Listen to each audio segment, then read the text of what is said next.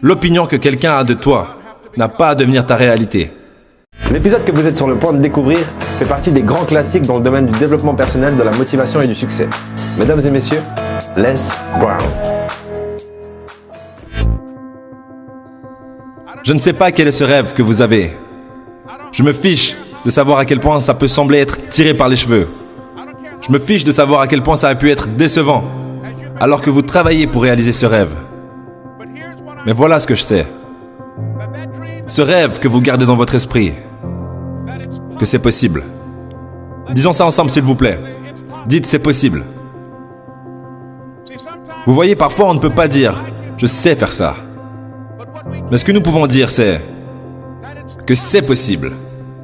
Que je puisse atteindre mon rêve en courant dans sa direction, en travaillant jour après jour. Personne, mesdames, messieurs, n'aurait pu me convaincre quand j'ai commencé à travailler. C'était il y a plus de 6 ans. Travaillant sur mon rêve. Et je veux que vous réfléchissiez à votre rêve, peu importe ce que c'est. Car j'étais prêt à tenter ma chance. Et la plupart des gens ne le feront pas.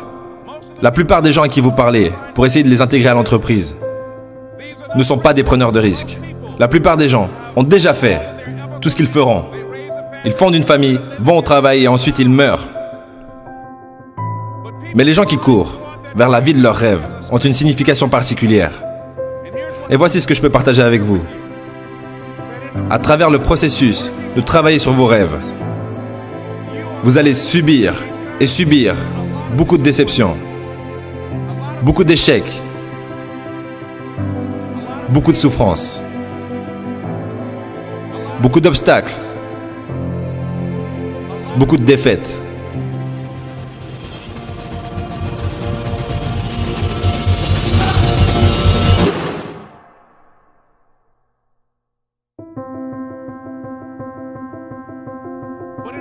Mais à travers ce processus, vous allez découvrir des choses sur vous-même que vous ne connaissez pas pour le moment.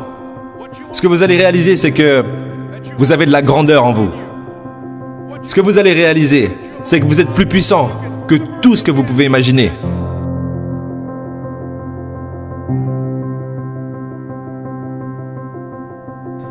Ce que vous allez réaliser, c'est que vous êtes supérieur à votre situation. Que vous n'êtes pas obligé de passer votre vie à être une victime. Un concept qui m'a beaucoup aidé dans la gestion de mes problèmes, ça a été de réaliser qu'il y avait vraiment une hiérarchie verticale entre mes problèmes et moi. Donc soit je suis écrasé par mes problèmes, soit j'écrase mes problèmes. Mais j'ai le choix et je peux toujours choisir de revenir en dessus des problèmes. Donc imaginez que vous avez énormément de problèmes aujourd'hui, dans cette période, peu importe. Et vous allez petit à petit vous sentir écrasé par tous ces problèmes. Mais vous pouvez toujours revenir à la conscience et écraser ces problèmes en retour. Pour moi, il faut comprendre une chose. Soit vos problèmes vous enculent, soit vous enculez vos problèmes. Mais de toute façon, quelqu'un se fera enculer. Comme Jack l'a indiqué, je suis né à Miami, en Floride, dans une zone appelée Liberty City.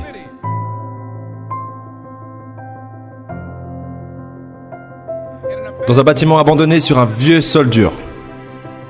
Avec mon frère jumeau. Nous avions 6 semaines. Nous avons été adoptés. Quand j'étais en CM2, j'ai été identifié comme étant arriéré mental qualifié éducable. On m'a passé de CM2 à CM1. Et je suis resté dans cette catégorie jusqu'à ma sortie du lycée. Je n'ai aucune formation universitaire. Mais un jour, j'ai rencontré un professeur au lycée qui a changé ma vie. J'attendais un autre élève et quand il est entré, il m'a dit « Jeune homme, allez au tableau et écrivez ce que je vais vous dire. » Et j'ai dit « Je ne peux pas faire ça, monsieur. » Il a dit « Pourquoi pas ?» J'ai dit « Je ne suis pas votre élève. » Il a dit « Ça n'a pas d'importance, suivez mes instructions maintenant. » J'ai dit « Je ne peux pas faire ça, monsieur. » Il a dit « Pourquoi pas ?» J'ai dit « Parce que je suis mentalement retardé. » Et il est venu vers moi depuis derrière son bureau. Il m'a regardé. Il a dit « Ne dis plus jamais ça. L'opinion que quelqu'un a de toi n'a pas à devenir ta réalité. »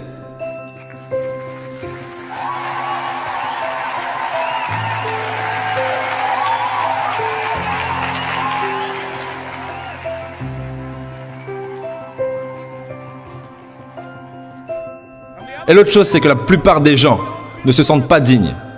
Ce que je fais maintenant, j'aurais pu le faire il y a des années.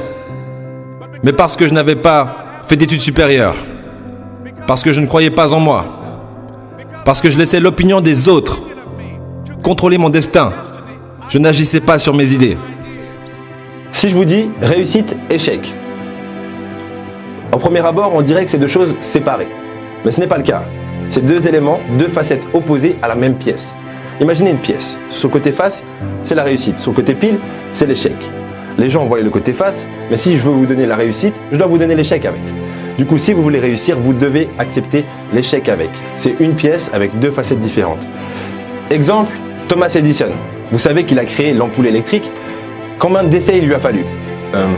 Ludo, d'ailleurs, combien d'essais il lui a fallu? Je ne me souviens plus. 2000 essais. 2000 essais. Imaginons qu'il a arrêté au 1999e essai. Ça aurait donné ça. Pour nous tous. Ouais, c'est pas top hein, dans le noir. On reprend.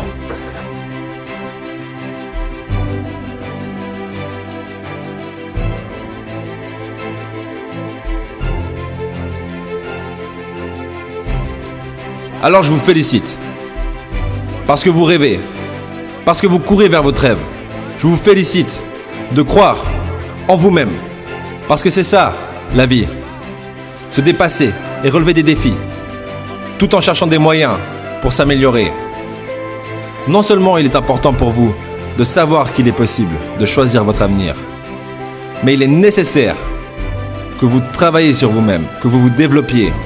Il est nécessaire d'extraire de votre vie les personnes qui vous bouffent votre énergie, des personnes qui ne veulent rien, des gens qui ne se battent pas, des gens qui ne se défient pas, des gens qui ne grandissent pas, des gens qui ne rêvent plus. Il est nécessaire que vous vous aligniez avec les bonnes personnes et que vous attiriez les bonnes personnes dans votre entreprise. Des personnes affamées, des personnes imparables et déraisonnables, des personnes qui refusent de vivre leur vie juste comme ça et qui en veulent plus. Il est nécessaire de savoir que tout le monde ne verra pas ça, que tout le monde ne se joindra pas à vous, que tout le monde n'aura pas la vision. Il est nécessaire de savoir ça, que beaucoup de gens aiment se plaindre, mais qu'ils ne veulent rien faire de leur situation, que vous êtes une espèce peu commune. Vous savez, vous devez savoir en vous que je peux le faire, même si personne ne le voit pour moi, je dois le voir pour moi-même. C'est nécessaire. Il est aussi nécessaire, mesdames et messieurs, que vous fassiez preuve de créativité lorsque vous travaillez sur vos idées. Que vous compreniez l'importance de changer, de réajuster vos stratégies. Bien souvent, nous pouvons avoir une bonne idée. Mais si vous ne la faites pas avancer correctement et que rien ne se passe, vous vous découragerez, penserez que cette idée ne fonctionne pas, mais non, ce n'est pas vrai. Peu importe ce que vous voulez faire, peu importe ce que vous voulez obtenir. Ne commencez pas par travailler trop dur. Commencez par réfléchir, puis travailler dur et intelligemment. Comment je procède pour faire ça? Je divise, peu importe ce que je dois faire, je le divise en deux étapes. La première étape, c'est que je dois travailler sur moi, pour qu'ensuite, le moi sur lequel j'ai travaillé puisse travailler pour moi. Il est nécessaire que nous devenions créatifs. Je me souviens, quand j'étais à New York, je marchais dans la rue, et un gars m'a approché et a dit « Eh monsieur, est-ce que je peux faire briller vos chaussures ?» J'ai dit « Non, je suis pressé, j'ai pas le temps. » J'ai continué à marcher et quelqu'un d'autre a dit « Eh monsieur, vos chaussures ont l'air sales, puis-je les cirer ?» J'ai dit « Non, désolé, je n'ai pas le temps, je suis occupé. » Là, je commence à marcher plus vite et beaucoup de gens m'ont sollicité pour mon argent. Et puis finalement, un jeune homme est venu devant moi et il a dit « Excusez-moi. » Il a commencé à compter 97, 98, 99, 100. Il a dit « Monsieur ?» J'ai dit « Oui. » Il a dit « Venez s'il vous plaît. » J'ai dit « Qu'est-ce qu'il y a ?»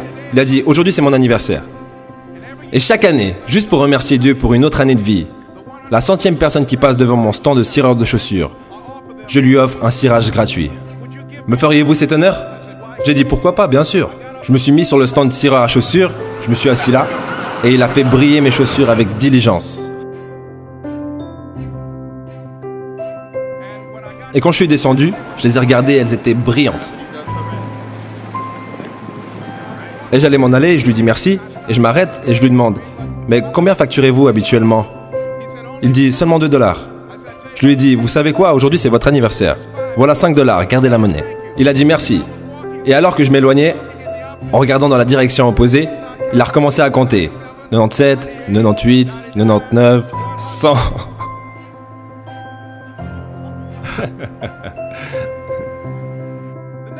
L'étape suivante est que c'est vous. C'est vous. Et personne ne peut le faire pour vous à part vous. Et même si vous faites face à des déceptions, même si vous rencontrez des obstacles, cela va avec le territoire. Vous devez comprendre cela. Je me souviens quand je jouais avec mon fils de 9 ans, John Leslie, et que je l'ai battu 10 fois de suite, à un jeu appelé Connect 4. Et finalement, j'ai dit, John Les, maintenant je m'ennuie, je ne veux plus jouer. Et je me suis levé et j'ai dit, je suis prêt à aller dormir maintenant. Et répétez après moi, s'il vous plaît. Disons, faisons cela ensemble. Ce n'est pas fini. Jusqu'à ce que je gagne. John Leslie a dit, non, tu peux pas y aller maintenant, papa. J'ai dit, pourquoi? Il a dit, ce n'est pas fini jusqu'à ce que je gagne. C'était son attitude. On s'est assis, on a joué à plusieurs autres jeux. Et finalement, après le 11e match, John Leslie a gagné et il s'est levé et il a bâillé et a dit « Je suis prêt à aller dormir maintenant ». Et je vous le dis à vous, que se passerait-il si nous adoptions tous cette attitude? Après avoir fait face à un rejet, comme nous avons un meeting et personne ne se présente, ou quelqu'un vous dit « Tu peux compter sur moi » et que ça s'avère encore une fois faux. Et si nous avions ce genre d'attitude, votre voiture est reprise, personne ne croit en vous. Vous avez perdu encore et encore et encore. Il n'y a plus de lumière, mais vous regardez toujours dans la direction de votre rêve. Vous l'examinez tous les jours et vous vous dites « Ce n'est pas fini, jusqu'à ce que je gagne !»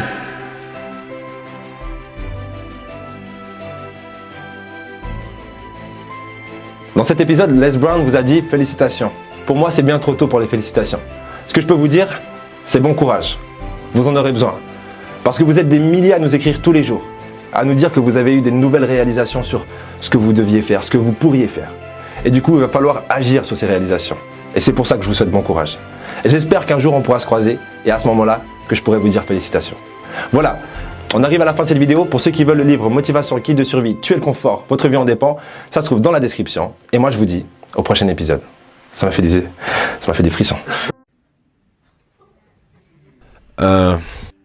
Comment pouvez-vous vous entendre dire rockstar et aucune vibration sonore s'est produite?